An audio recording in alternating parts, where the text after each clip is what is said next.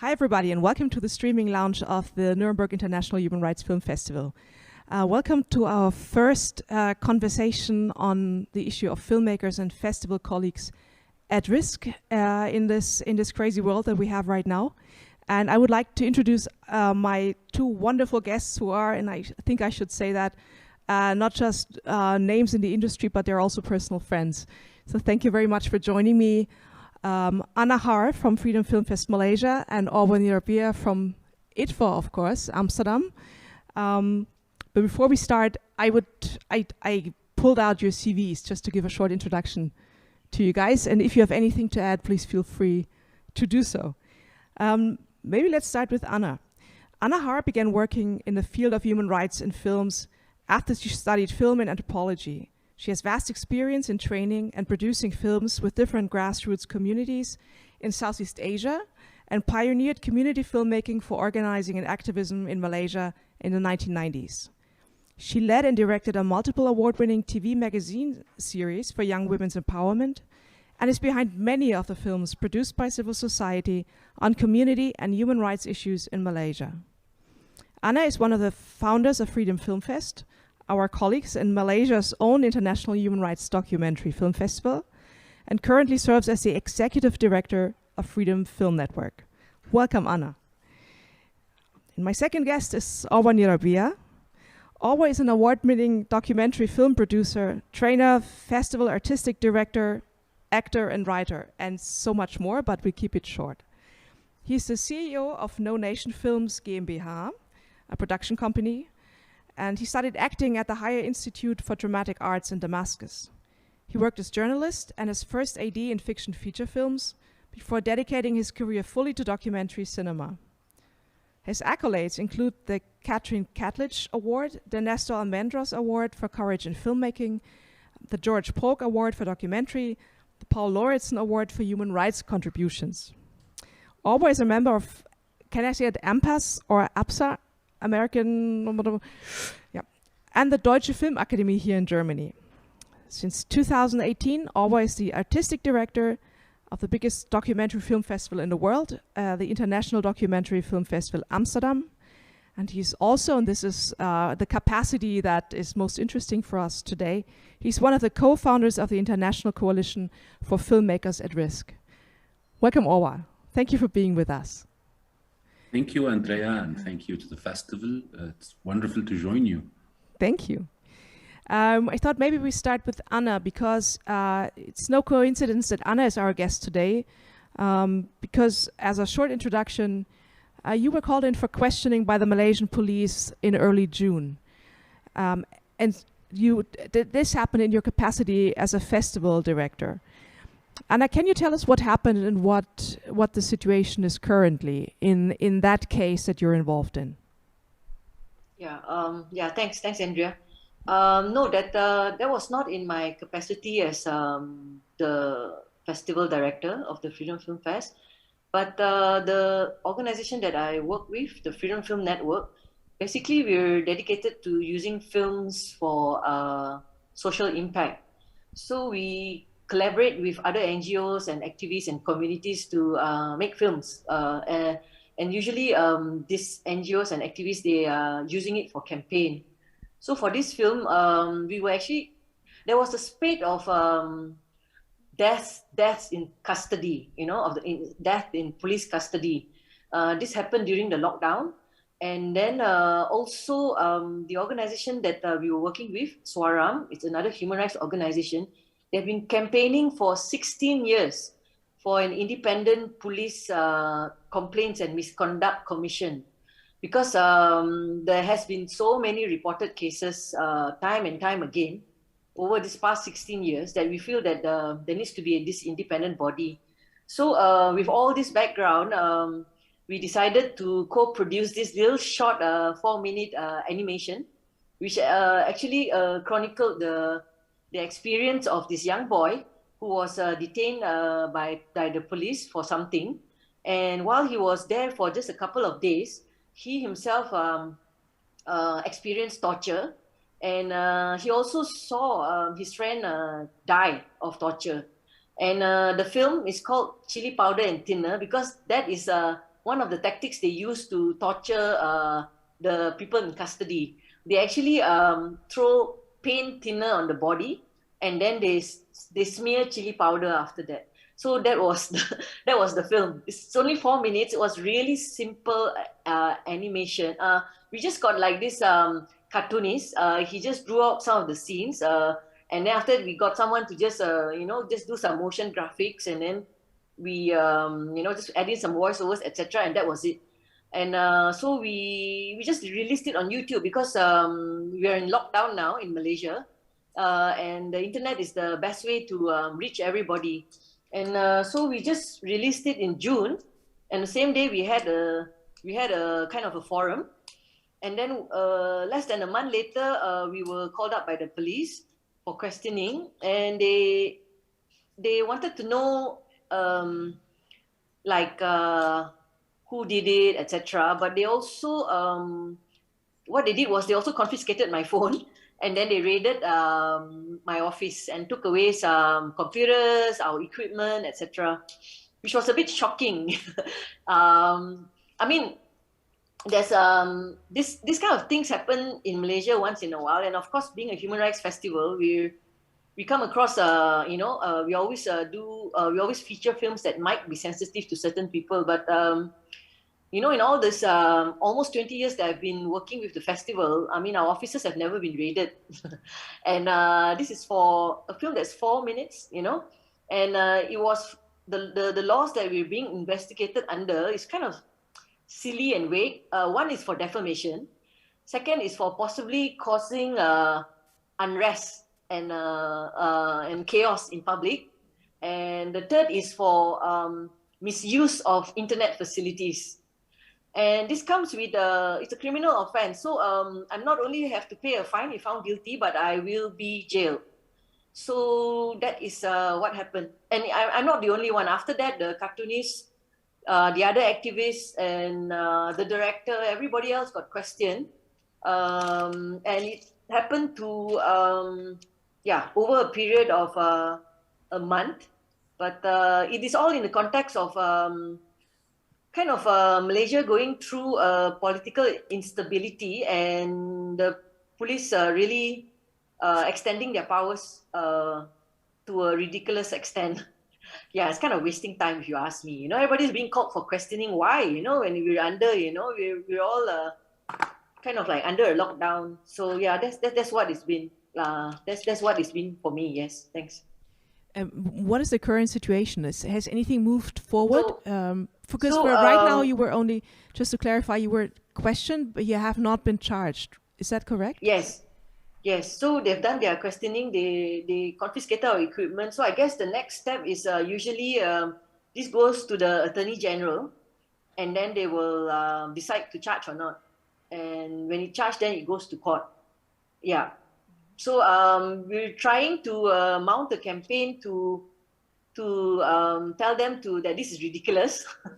Stop doing this kind of intimidation, for something like this, which is of public interest, and to just drop the case immediately, not even go to the point of charging. It's kind of a waste of public funds and everybody's time.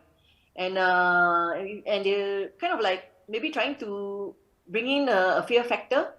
Trying to scare other people from, voicing out their criticisms of what's happening in Malaysia. Yeah. So I'm still free, sitting in my room now, thank God. Yeah, but just that lah. It's just that hanging over my head, and also the other activists and filmmakers who are now like a little bit fearful, of the same thing happening to them. And not everybody is as aware of their rights, or talk about it all the time, and not so and have the support. So in that sense, there is this kind of culture of fear happening. Yeah. You already mentioned a campaign that you have begun. We said we would talk about filmmakers and festival colleagues at risk, but I also want to stress another thing, that's solidarity. Like it's not people are alone, but hopefully a lot of people take up those cases and stand with people like yourself who are in danger of different things, charges, arrest, prison sentences, etc. Yeah, I just want to add, that's really true.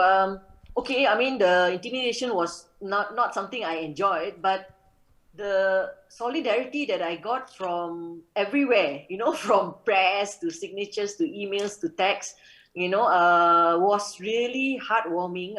And it's so important, you know, at that time when you're going through something, you know. So I got support from my colleagues and also the big public, large proportion of the public, but also from like the NIHRFF, the Human Rights Film Network, and yeah, everywhere else. So in that sense, then that's the positive thing, that there's so much strength in when someone shows solidarity and support, you know, and it's great. It's great. Yeah. Do you have any feedback from the authorities? Do you know if they know about this? Do you know if they are at least slightly impressed? We know the big publishing of the big list of supporters is still ahead, but do you know if they know about this? Do they know that your case and what they are doing is known basically around the world, at least in the film industry? I'm not sure whether they have noted it, but we did a 1 day of solidarity where that film was screened internationally. So they at least they'll be aware that they're not shutting us up, but they're actually creating kind of more publicity with that case. Yeah, and yeah, I mean, I think generally, I think they would be aware. Yeah, they would be aware, and we did have a signature campaign on that same day, and they must have noticed. They must have noticed it. But we're going to make sure with our next press statement. And I'm so glad because I think in this in this statement, I've got support from kind of very, very key organizations, institutions in the world of film and human rights. So yeah, I think they'll have no choice but to take notice. Yeah. Thanks also to Orwa and IDFA and the Nuremberg for being there for me and for us. I should also maybe mention that the short film that you talked about, Chili Powder, is not only on YouTube. You can find it on the Facebook pages of the Human Rights Film Network, of the Nuremberg International Human Rights Film Festival, and basically every human rights film festival around the world, and many, many other festivals who have posted it in solidarity to get the short film scene as much as possible as well. Thank you, Anna. We'll come back to it, but I would like to bring Orwa into the conversation. Orwa, the film world has seen a new development, and that's the creation of the International Coalition for Filmmakers at Risk, which is, I guess we could say, a Dutch initiative originally, but it's already been making waves. Can you tell us a bit about the background of the foundation of this coalition? And then we move on to what it does. But where does the idea come from, and how did you get it started? Thank you very much. And first, I have to salute Anna and her colleagues in Malaysia. After listening, it's great that you are there, and it's great that you are not silent and that you do not accept to be silenced.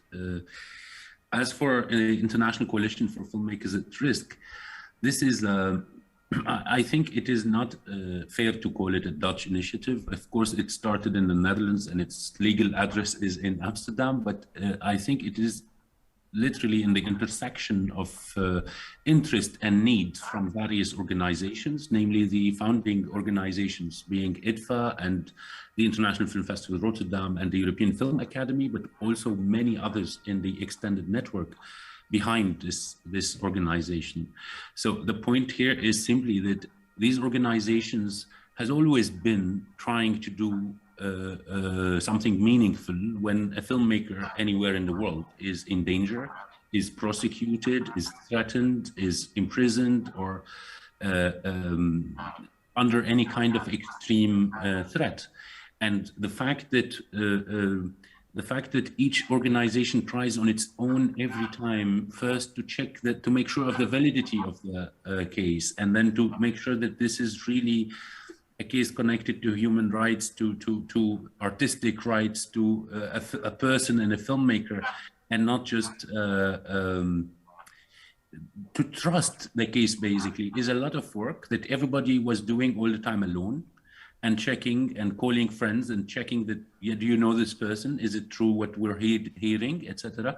And then to start campaigning or inviting everybody in the film world to join, each organization alone trying to do that, so that we raise our voices in solidarity with the colleague at risk. So in a way, it was a lot of work. And unfortunately, I believe that over the past 10 years, the number of violations of the rights of fellow filmmakers really is growing much, much bigger than it used to be. And this means that no one organization can actually do this on the side of everything it's doing. We have to create this joint effort, this core team that looks and examines these cases and helps us imagine what we should be doing and work towards consolidating the power of the film community, because film community has so much power if it's willing to use it, and film community can save lives when it decides to do that. This is the concept of ICFR, but of course it is a lot of work to do. It is certainly not obvious, not clear how to do this job. Every case and every country is a different context, and it's a different process. We were all, like the whole world, shocked by what's happening in Afghanistan now, and over the past couple of weeks, when we see that instead of the usual where one filmmaker or two filmmakers are being threatened in a country, suddenly all of the film community in a country are under threat. And then it becomes this truly challenging process of trying to be meaningful, to add value, to first, as Anna mentioned, it's very important first to tell all of these colleagues that we are with them, that we hear, that we care, that it's not that just that we read about them in the news. On the other hand, it is about trying to be meaningful. In this case now, trying to help, secure them or their families and help evacuate them when possible. So it is quite a challenge, Andrea. It is becoming, unfortunately, so much more need than we anticipated when we started, and we have to try and grow to the size of the responsibility here. And to me, the main point to put here is to describing or defining ICFR is that the ICFR is truly about what we would call acute danger. So ICFR can intervene only when a colleague is in this moment where things are really dangerous. So in a way, that is very important, because that's the capacity and that's how the film community can really be catalyzed. But on the other hand, it's not enough. So when I listen to Anna now talk about police brutality and the way things are happening now with censorship in Malaysia also, and I think about France, and I think how colleagues in France were just protesting this project of a law that will make it illegal to film police in France, for example. So if we, that is of course much softer point when it is only about filming police, not about imprisoning people and torturing them. But we know from history that this will lead to that, and that will lead to the next. So I come from Syria, my home country, and my experience is in Syria, where all of these stories seem to be kind of light, because it was not that you go to prison if you film the police, it was that you get shot with a bullet in the head on the spot. So in that sense, there is a big difference between this and that. However, it's the same slope, and it is very slippery. If we keep silent about the small violation, we are in a way saying it's okay to keep going down towards a worse situation. It is about impunity, a sense of impunity that these authorities are always feeling if we do not raise our voices, even on something that relatively might be not the biggest disaster, but it is just telling us a disaster is coming soon. Or what happens once you've verified a case, once the team behind ICFR is getting to work? What are the tools that are even at your disposal? You're already mentioning that the need for this organization is bigger than the resources or bigger than anticipated. But what does ICFR actually do once it takes on a case? ICFR, the mandate of ICFR is to be customized, like tailor-made to each case. In some cases, we, for example, cannot go public. We have to work directly with certain governments and try to connect with the colleagues, the film community in certain countries, so that they help us reach their governments, so that we get across particular letters and press that or this or that government to act for the benefit of the filmmaker.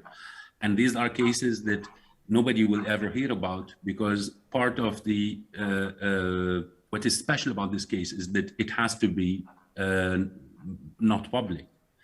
On the other hand, and that is mostly what happens, but it's those cases where going public is proving to be a danger are growing surprisingly, but in still more cases need the overall international campaigning effort.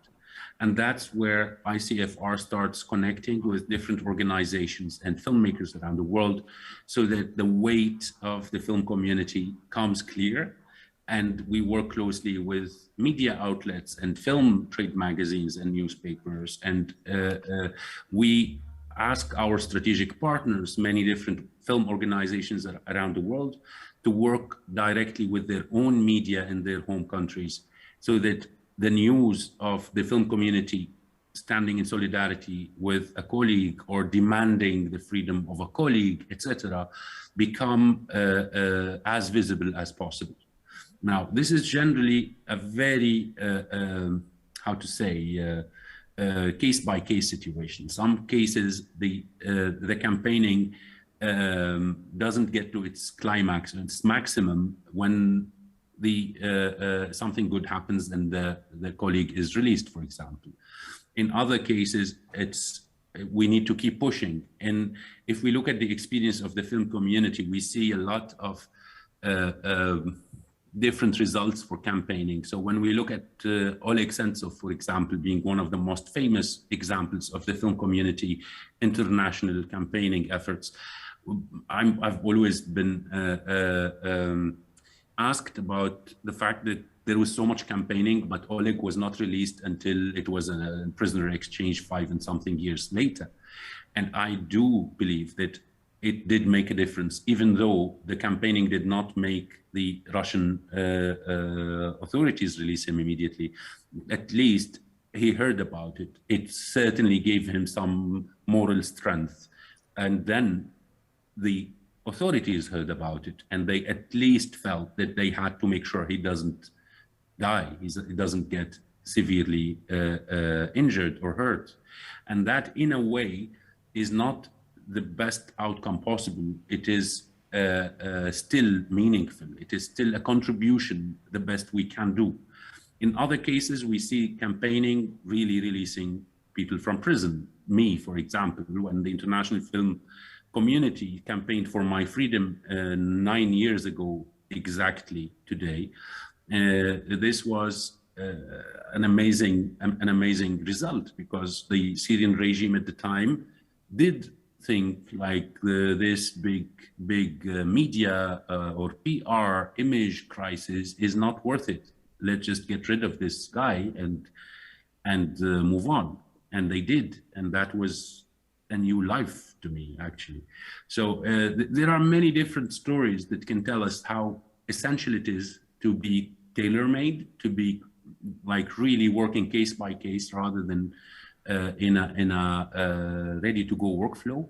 The other thing, which is very small but still sometimes meaningful, is that ICFR tries to have a small fund, emergency fund, for a small amount of cash to be granted on emergency basis for someone, either to cover legal fees or to, I don't know, to buy a flight ticket when that becomes possible, etc. But that's not the key point. It's not, the grants are micro, and it's not the point. I think when money is needed, ICFR will probably not have enough money, but it will have the right contacts, the right telephone numbers to organizations who can be more capable of granting money than ICFR itself. You know, the reason why we started our series of dialogues here also with this issue is because I think for many human rights film festivals, this is so close to heart, because many of the filmmakers that are prosecuted or persecuted are, of course, the ones who do political films that end up in our festivals, or many of them are friends of ours or people that we know. And also now the persecution is also extending to the people who do festivals, as is the case with Anna, or who is providing also a platform to screen those films. And you mentioned a certain escalation that's happening right now, or higher caseload for the ICFR. I just wanted to remind everyone that from our colleagues from the Human Rights Film Network, right now Tatiana Hatsura Jaworska from Belarus is charged with an international campaign. At least she got released from prison, but she's still charged, and her husband and her son are not allowed to come back to Belarus. They're basically prohibited from entering the country. So there was a campaign, and she's prosecuted just for being a festival organizer and a human rights activist. In Myanmar, we have our dear friend and colleague, Mintin Kokoji, festival maker of the now defunct Human Rights, Human Dignity, Human Rights Film Festival, and a filmmaker who's currently in prison. And ICFR also launched a campaign for Ma'aind, I hope I'm pronouncing it correctly, from Myanmar, another region or another country where filmmakers, journalists are under enormous risk. Maybe a short question to you, Orwa, but also to you, Anna. Do you feel that, does it have anything to do with the pandemic, maybe also putting so much pressure on everyone? Or are we just living in a time where freedom of speech, human rights become more under attack than they have been before? Or is it just a freak phenomenon that so many people are getting into the focus of security apparatuses worldwide? I don't know if I'm jumping in the air here, but because of course we don't have solid data about the question. Honestly, I think that dictatorships, despotic regimes, and police states could not care less about Corona or not. Corona is only an additional tool in their own toolkit. If it's useful to their own purposes, they will use it. Otherwise, it's not part of the process. So did Corona give more of liberty or ease of movement for these regimes to do what they want? Yes, absolutely. Like anything that takes away the media time and the focus of the whole world. So a disaster that takes place during the pandemic will get much less media attention in the world, much less focus from people in quarantine than it would have in a normal year or a normal moment. So I think it may be, if there's an impact for COVID-19 on these terrible political developments, it would be just that it helped speed things up in the wrong direction, but not change it, not contribute really more than that. Anna, how's the situation in Malaysia? Is your case also indicative of human rights being in the defense mode right now? And do you see those issues connected in any way, or is it just a change in the political system maybe?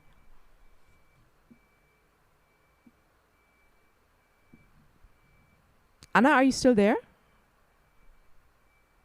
Yeah, sorry. I'm sorry. Did it.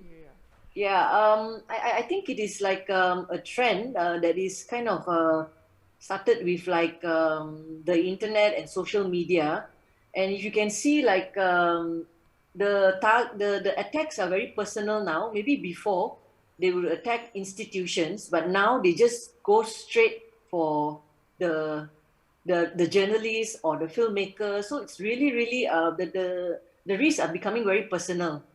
You know, like for example, now journalists that report certain things, it's not the organization that gets called up, but the police question them personally, you know. So what I'm seeing is that it's kind of like, it's very easy to access information, and film especially has become such a important tool, you know, in the days of the internet.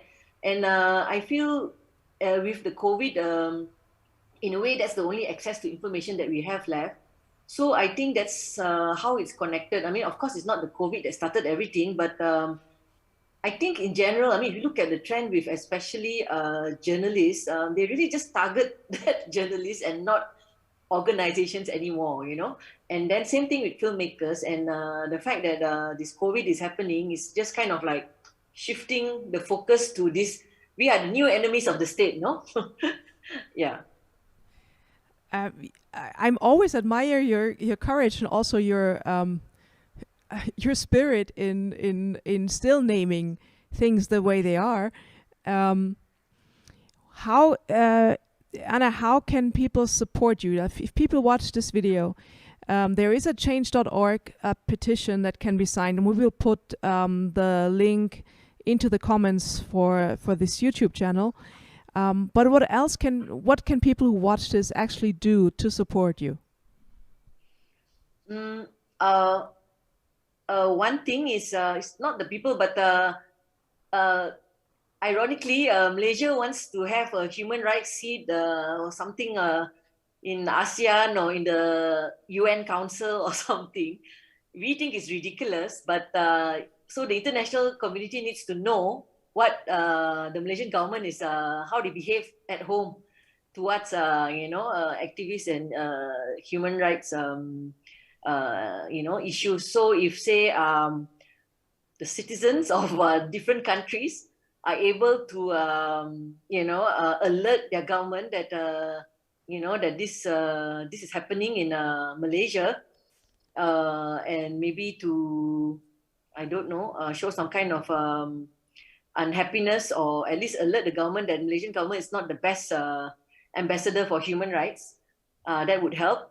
And then I think secondly, I think like Orwa say, I mean, there's no real, you cannot really say that we can do something and it works, you know. It's kind of like a whole spectrum of things.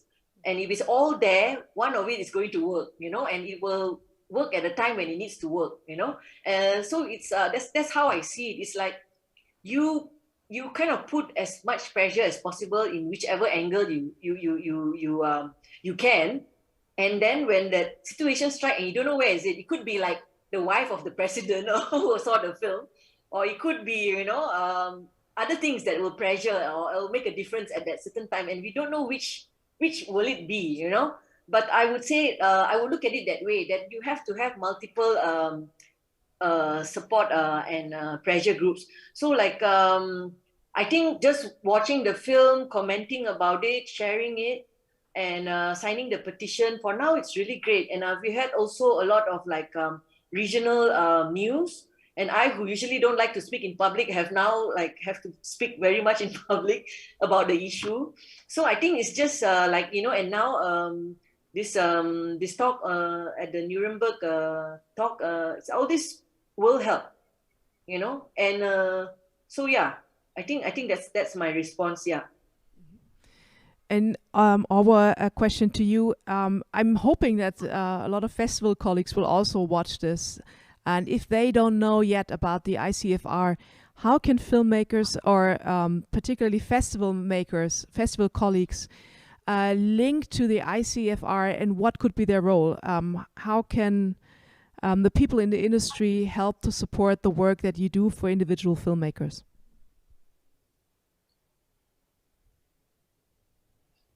Well, there are many different ways to do that. Of course, first thing is just simply to check the website icfr.international and get to see what we're doing and how we phrase or articulate the mandate of this organization. Get to see who are the current partners and whether this or that organization anywhere in the world in film is interested in being a strategic partner. Reach out, you will get all the details of how we are proposing partnerships to be. On the other hand, it is not, I at least have a dream that this organization will have a good share of its livelihood coming from the film community itself, from grassroots contributions. So joining with a small or a large, as much as any organization can afford, contribution annually is a way to support this and to be connected to it. On the other hand, the point is also just to be part of this extended family of film. So it is to actively take part, to actively invest into taking this letter and running with it when, like we all try to do, passing on any petition or document or statement from ICFR to your own authorities, your own filmmakers, your own communication tools and elements. So it is about all of us putting the effort in parallel, and it is about not thinking of any such efforts as a matter of groups or you know, I don't know what to call it, but this should clearly simply be never about vanity and never about ownership. There's no ownership here. There is responsibility, and there is the will of a few to start this project, but nobody owns the concept of standing together. So in a way, I think this is the key message. How can you join? By joining. It's as simple as that, I think. And to make it into, to measure all of this on the classical NGO Western international development paradigms is something I would really hate. This is not about, you know, restructuring the NGO business. This is actually a grassroots representation or an attempt to at least cause representation or to invite a form of representation in this community. So ICFR should only be the catalyst, the poking element here to the whole community. Go ahead and join ICFR as a partner, as a strategic partner, or don't join ICFR, but really follow up the news and take these petitions and these statements and these messages and carry them also to your own milieu, or also go and do your own ICFR, and let's all work together. So it's, I think it is a very open platform, and it should be. It should be. Just want to add to that. I mean, even I think the main thing is like what Orwa said earlier about the slippery slope. And I think all filmmakers, regardless whether they do human rights issues or political issues, they need to know that all of us are on the same slope. So it's kind of like activating filmmakers to say, no, this is your issue, you know, you need to do something. So you can support in any way you like, but you need to know that you have to kind of join the movement, you know, and to resist. At least that's what in Malaysia it's about that, you know. Some people think that, okay, this is not my issue, or, you know, we should just be more concerned about some countries and, you know, not about others. But to have this more holistic perspective of how we're all in the same boat, in a way. And, you know, and every little bit helps. Yeah, that's yeah. So I would invite everybody to check out the links in the description to this video and to share the support, share the information, sign the petitions, and keep informed about what's going on in the film world and in our community to support those who need the support right now. Thank you so much, Anna, for taking the time. Thank you so much, Orwa, for being with us. And I invite all of you to follow the Human Rights Film Festival here in Nuremberg, which will start on September 29th and run through October 6th.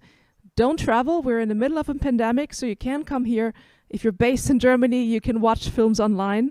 And if you're out there in the world, you can watch our Q&As and some more discussions we will have on the topic of human rights in film.